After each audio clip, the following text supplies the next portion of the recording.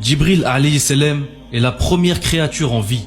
C'est la première créature à qui Allah a attribué une âme sans qu'il n'ait aucun parent.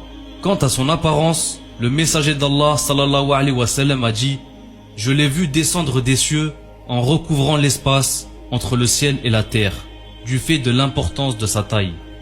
Et selon Abdallah ibn Mas'ud, le messager d'Allah a vu l'ange Djibril sous sa vraie apparence.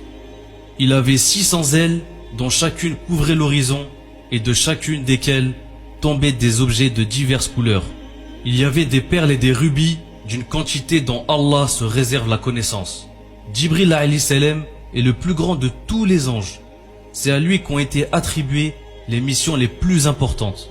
Allah lui a attribué une grande force, car c'est à lui qu'Allah a assigné les missions les plus importantes et les plus difficiles. C'était lui qui communiquait avec les messagers et les prophètes. C'était toujours lui et aucun autre ange. Il les guidait, les instruisait et les protégeait.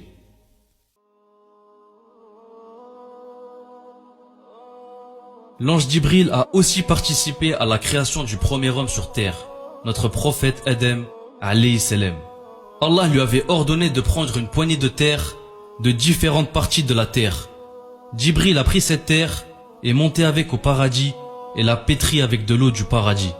Elle est alors devenue de la boue et c'est de cette boue qu'Allah a créé le prophète Adam. Après qu'Allah ait envoyé Adam sur terre, l'ange Djibril était son intermédiaire pour parler à Adam.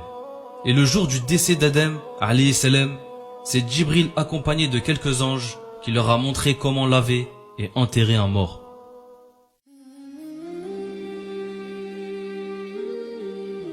À l'époque du prophète Ibrahim, alayhi salam, l'ange Djibril a